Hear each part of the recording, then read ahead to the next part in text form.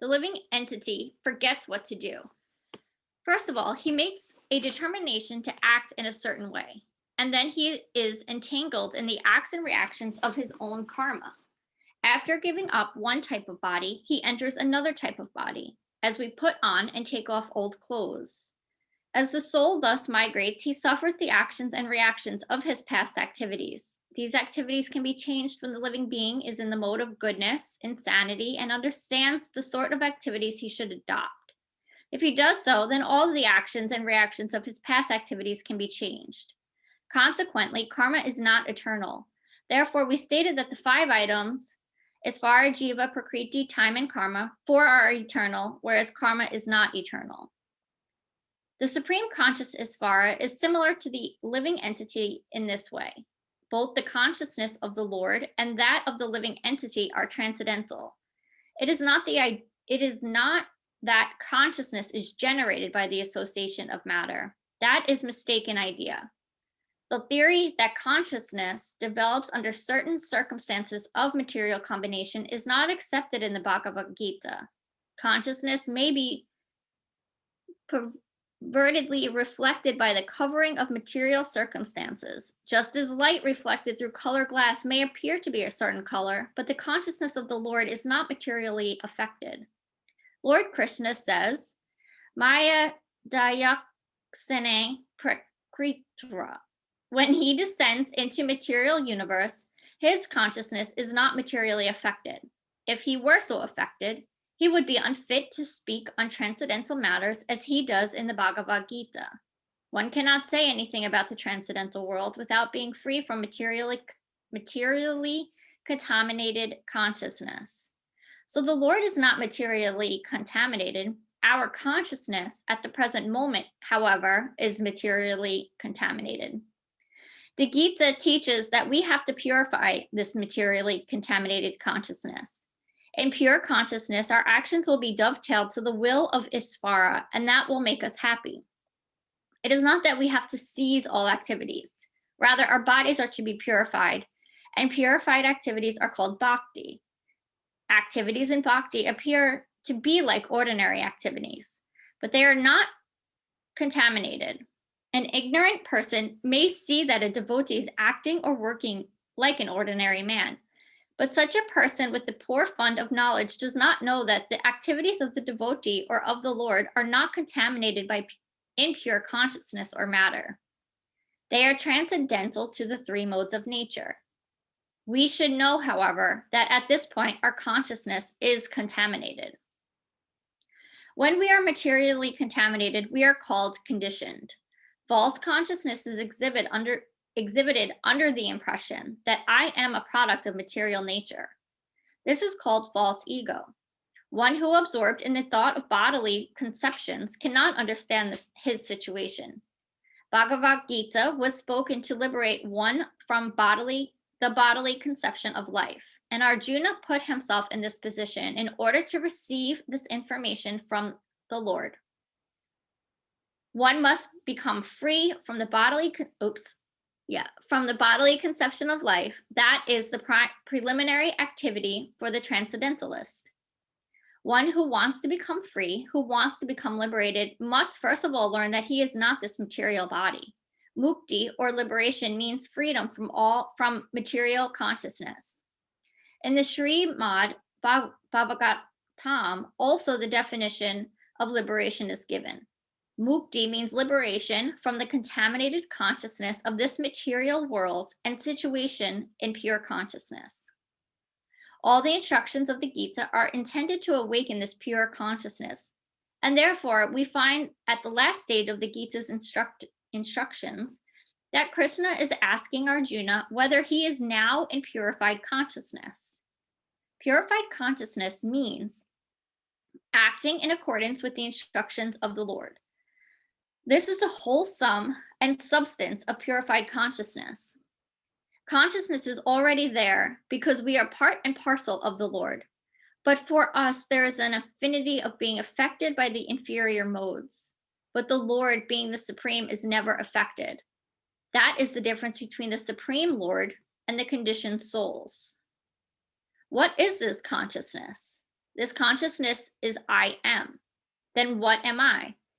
In contaminated consciousness, I am means I am the Lord of all I survey. Survey. I am the enjoyer. The world resolves because every living being thinks that he is the Lord and creator of the material world. Material consciousness has two psychic divisions. One is that I am the creator, and the other is that I am the enjoyer. But actually, the Supreme Lord, is both the creator and the enjoyer, and the living entity, being part and parcel of the Supreme Lord, is neither the creator nor the enjoyer, but a cooperator. He is the created and the enjoyed. For instance, a part of the machine operates with the whole machine. A part of the body cooperates with the whole body. The hands, feet, eyes, legs, and so on are all part of the body, but they are not actually the enjoyers. The stomach is the enjoyer. The legs move. The hands supply food, the teeth chew, and all parts of the body are engaged in the satisfying the stomach, because the stomach is the principal factor that nourishes the body's organization. Therefore, everything is given to the stomach. One nourishes the tree by watering its root, and one nourishes the body by feeding the stomach. For if the body is to be kept in a healthy state, then the parts of the body must cooperate to feed the stomach. Similarly, the Supreme Lord is the enjoyer and the creator, and we as subordinate living beings are meant to cooperate to satisfy him. This cooperation will actually help us, just as the food taken by the stomach will help all other parts of the body. If the fingers of the hand think that they should take the food themselves instead of giving it to the stomach, then that will be frustrated. The central figure of creation of the end of enjoyment is the Supreme Lord, and the living entities are cooperators. By cooperation, they enjoy. The relation is also like that of the master and the servant. If the master is fully satisfied, then the servant is satisfied. Similarly, the Supreme Lord should be satisfied, although the tendency to become the creator and the tendency to enjoy the material world are there also in the living entities, because these tendencies are there in the Supreme Lord, who has created the manifested cosmic worlds.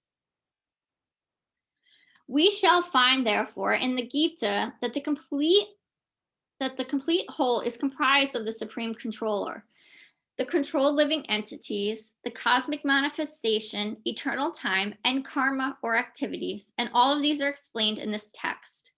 All of these taken completely form the complete whole, and the complete whole is the supreme absolute truth. The complete whole and the complete absolute truth are the Supreme Personality of Godhead, Sri Krishna. All manifestations are due to his different energies. He is the complete whole. It is also explained in the Gita that the personal Brahman is also subordinate to the complete. Brahman is more explicitly explained in the Brahma Sutra to be like the rays of the sunshine. The impersonal Brahman is the shining rays of the Supreme Personality of Godhead. Impersonal Brahman is incomplete realization of the absolute whole, and so also is the conception of Paramatma in the 12th chapter.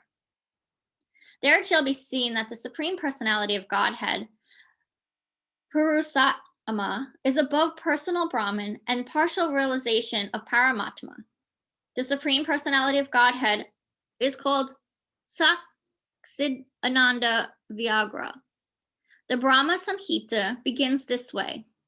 Isvara Parama Krishna Saksidananda Vigagra Ananda Adir Govinanda Savara Karana Karanam. Krishna is the cause of all causes. He is the primal cause, and he is the very form of eternal being, knowledge, and bliss. Impersonal Brahman realization is the realization of his Sat, being, feature. Paramatma realization is the realization of the Chit, which is eternal knowledge, feature.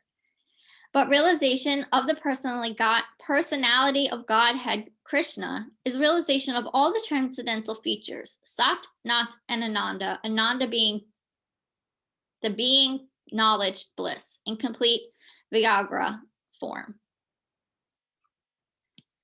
People with less intelligence consider the supreme truth to be impersonal, but he is a transcendental person, and this is confirmed in all Vedic literatures. Nityam Santanas Satananam, as we are all individual living beings and have our individuality, the supreme absolute truth is also, in the ultimate issue, a person and realization of the personality of Godhead is realization of all of the transcendental features. The complete whole is not formless. If he is formless, or if he is less than any other thing, then he cannot be the complete whole. The complete whole must have everything within our experience and beyond our experience, otherwise it cannot be complete. The other whole, personality of Godhead, has immense potencies. How Krishna is acting in different potencies is also explained in the Gita. This phenomenal world or material world is in which we are placed is also complete in itself because of the 24 elements of which this material universe is a temporary manifestation, according to the Sankhya philosophy, are completely adjusted to produce complete resources which are necessary for the maintenance and substance of this universe. There is nothing extraneous, nor is there anything needed. This manifestation has its own time fixed by the energy of the supreme whole. And when its time is complete, these temporary manifestations will be annihilated by the complete arrangement of the complete. There is complete facility for the small complete units, namely the living entities, to realize the complete, and all sorts of incompleteness are explained due to incomplete knowledge of the complete. So Gita contains the complete knowledge of Vedic wisdom. All Vedic knowledge is infallible, and the Hindus accept Vedic knowledge to be complete and infallible. For example, cow dung is the stool of an animal, and according to Smriti or Vedic injunction, if one touches the stool of an animal, he has to take a bath to purify himself. But in the Vedic scriptures, cow dung is considered to be a purifying agent. One might consider this to be contradictory, but it is accepted because it is Vedic injunction, and indeed by accepting this, one will not commit a mistake. Subsequently, it has to be proved by modern science that cow dung contains all antiseptic. It has been proved by modern science that cow dung contains all antiseptic properties. So Vedic knowledge is complete because it is above all doubts and mistakes, and Gita is the essence of all Vedic knowledge. Vedic knowledge is not a question of research. Our research work is imperfect because we are researching things with imperfect sense. We have to accept perfect knowledge which comes down, as is stated in the Gita, by the parampara disciplic succession. Parampara, Amanda explained yesterday, is that idea of like the telling of the story verbally down the line.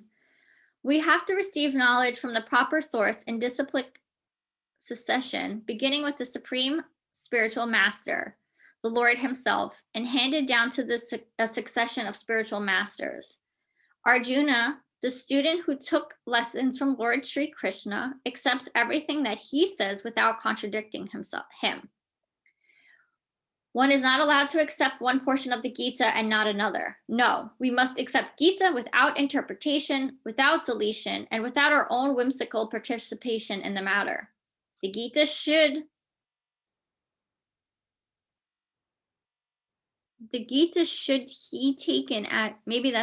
be taken as the most perfect presentation of Vedic knowledge. Vedic knowledge is received from transcendental sources, and the first words were spoken by the Lord himself. The words spoken by the Lord are different from words spoken by a person of the mundane world who is infected with 4 defects. A mundaner is sure to commit mistakes. 2, is invariably illusioned. 3, has the tendency to cheat others. 4, is limited by imperfect senses. With these 4 imperfections, one cannot deliver perfect information of all-pervading knowledge. Vedic knowledge is not imparted by such defective living entities. It was imparted unto the heart of Brahma, the first living being, and Brahma in his turn disseminated this knowledge to his sons and disciples, and he originally received it from the Lord. The Lord is Purnam, all perfect, and there should be no possibility of his becoming subjected to the laws of material nature. One should therefore be intelligent enough to know that the Lord is the only proprietor of everything in the universe, and that he is the original creator, the creator of Brahma. In the 11th chapter, the Lord is addressed as Pratyamaha, because Brahma is addressed as Pitamaha, the grandfather, and he is the creator of the grandfather. So no one should claim to be the proprietor of anything. One should accept only things that which are set aside for him by the Lord as his quota for his maintenance. There are many examples given of how we are to utilize those things which are set aside for us by the Lord. This is also explained in the Gita. In the beginning, Arjuna decided that he should not fight in the battle of Kurukshetra. This was his own decision. Arjuna told the Lord that it was not possible for him to enjoy the kingdom after killing his own kinsman.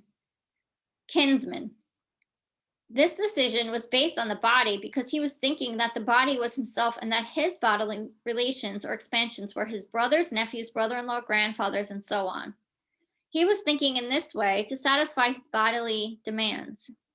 Gita was spoken by the Lord just to change this view, and at the end, Arjuna decides to fight under the directions of the Lord when he says, Karise Vakinam Tava, I shall act according to thy word. In this world, man is not meant to toil like hogs. He must be intelligent to realize the importance of human life and refuse to act like an ordinary animal. A human being should realize the aim of his life, and this direction is given in all Vedic literatures, and the essence is given in the Gita. Vedic literature is meant for human beings, not for animals. Animals can kill other animals, and there is no question of sin on their part. But if a man kills an animal for the satisfaction of his uncontrolled taste, he must be responsible for breaking the laws of nature. In the Gita, it is clearly explained that there are three kinds of activities according to the different modes of nature: the activities of goodness, of passion, and of ignorance. Similarly, there are three kinds of eatables also: eatables in goodness, passion, and ignorance. All of this is clearly described, and if we properly utilize the instructions of the Gita, then our whole life will become purified, and ultimately we will be able to reach the destination which is beyond this material sky. I'm going to pause there so we can have a few minutes and then breath and meditate.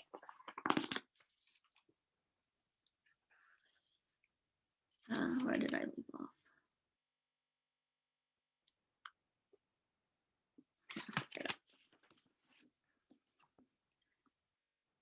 I woke up thinking about this idea of oneness. My brain just thought about it. Like I didn't want to think about it. It just was already thinking about it. Like it's trying to piece this idea of oneness together. And I was thinking about when I'm in the yoga studio and I'm teaching and I have the class of physical students in front of me, but I also have the laptop next to me and I have students virtually there. And my brain has decided that this is the example it wants to use and I can grasp it. So I understand this idea of oneness. So I'm not teaching two different classes. We're all one, whether you're physically in the room with me or virtually taking class. And so that example really helped me understand of this idea of oneness. But then my brain will be like, but it's not really one. But it's this surrender to understanding that it is one. And that's the loophole I'm getting with this idea of oneness.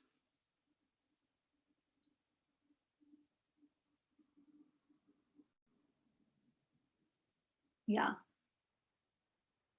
That surrender part is challenging for me. But I feel with all this reading, sorry, Micheline, I'm starting to untangle my tight knot from it. No, it's funny that you went to oneness because the one thing that like really clicked in my head, and I'm not going to be able to quote the verse, but when it said the Lord, like something about the Lord is connected and we're not, like we're stuck in ourselves. And I was like, in my head, I was like, selfishness. And yesterday, the whole reading, the one thing that stuck was surrender. Yeah. That's what I was thinking this morning. It's not understanding the oneness. It's, for me, it's surrendering to it. It's like, stop fighting that the people in the room are one thing and the people online are another thing. When I'm teaching, I feel like it's everybody's together.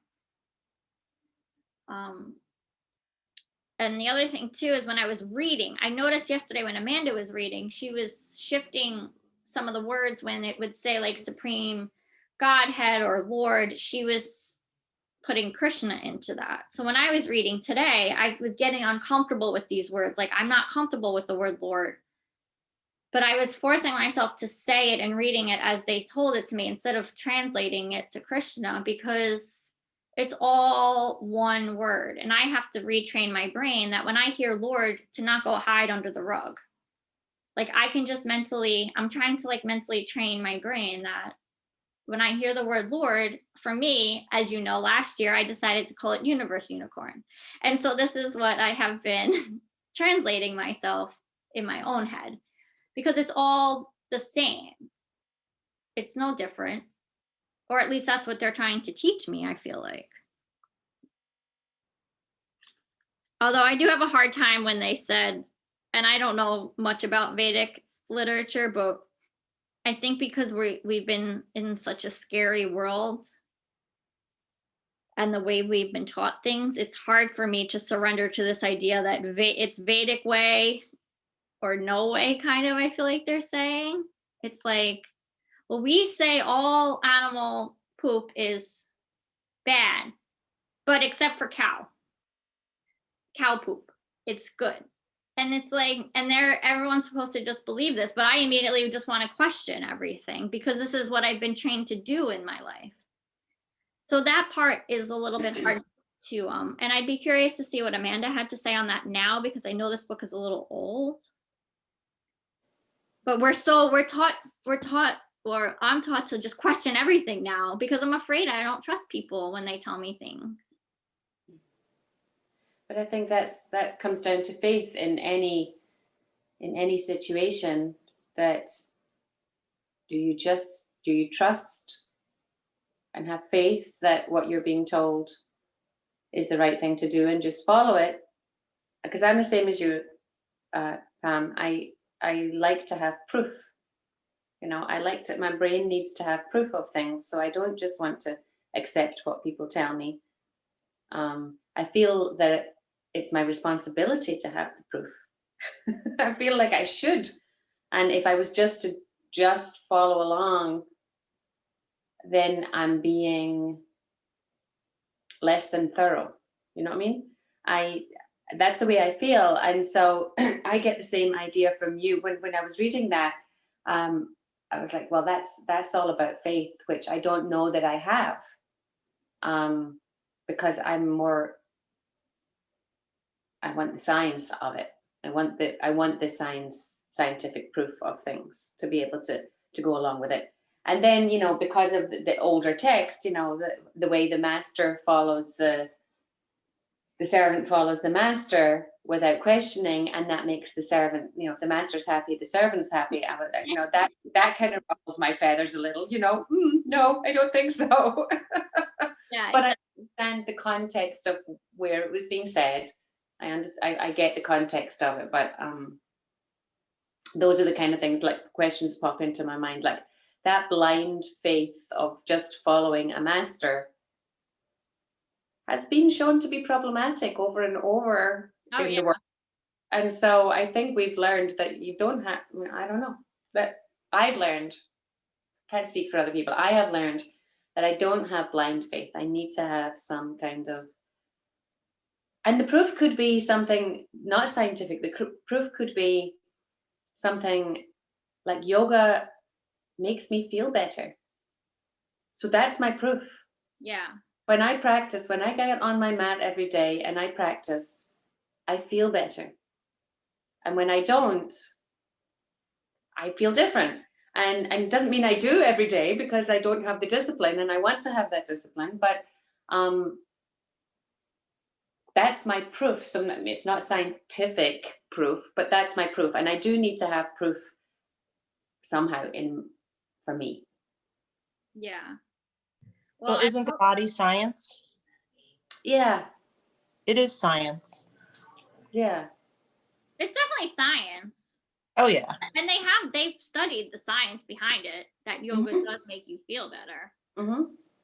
There's definitely science there, but I think what Jackie is saying, she didn't have to like read it in a textbook. Like she knows it makes her feel better by experience, not by learning.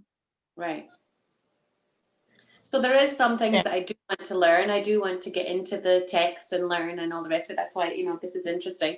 Yeah. But there's you just feel, and maybe that's me getting close to faith. I don't know. Yeah, no, I hear you. I do feel the sense of oneness when I'm in nature.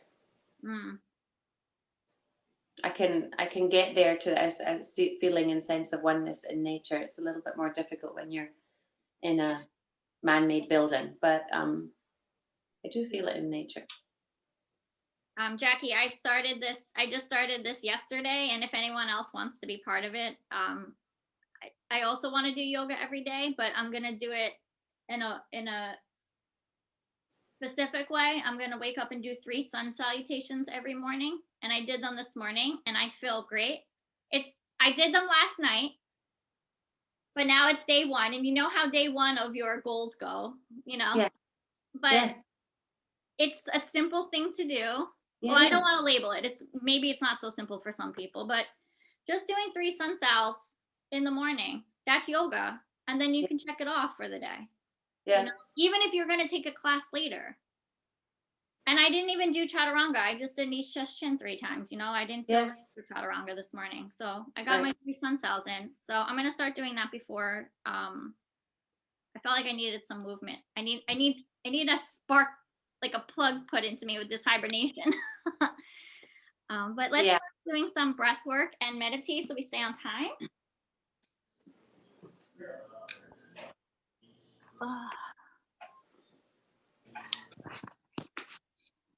So sitting up nice and tall, taking a few breaths in through the nose and out through the nose.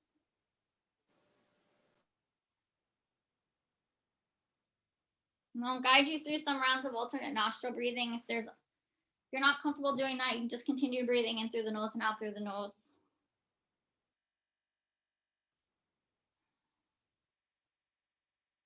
So letting your left palm stay where it is. Bring your right palm over to your face. You'll close your right nostril with your right thumb.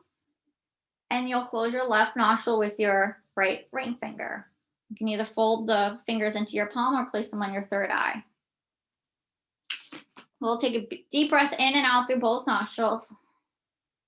And close up the right nostril, inhale through your left.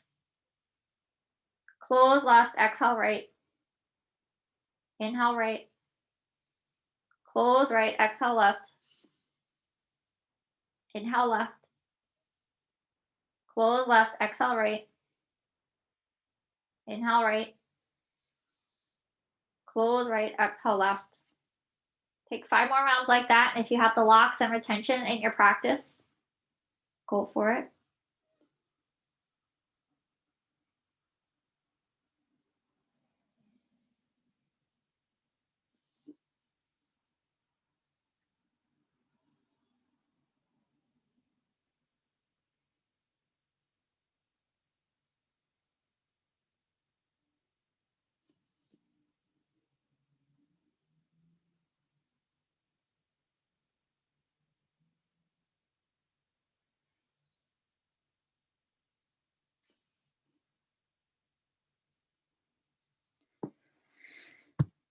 We'll take our time to finish. When you feel ready, you'll exhale out through the left nostril and move into your meditation. If you feel like you need a few more rounds of breath, go for it. And I just set the timer.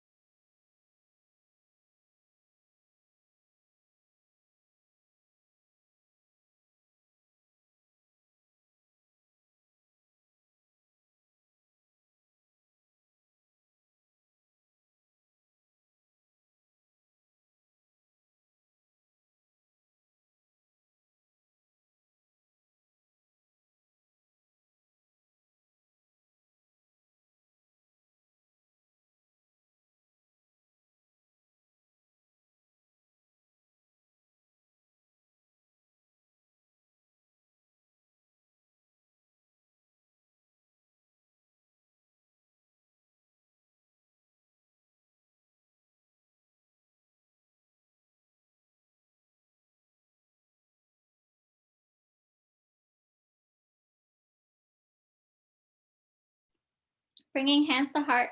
Namaste.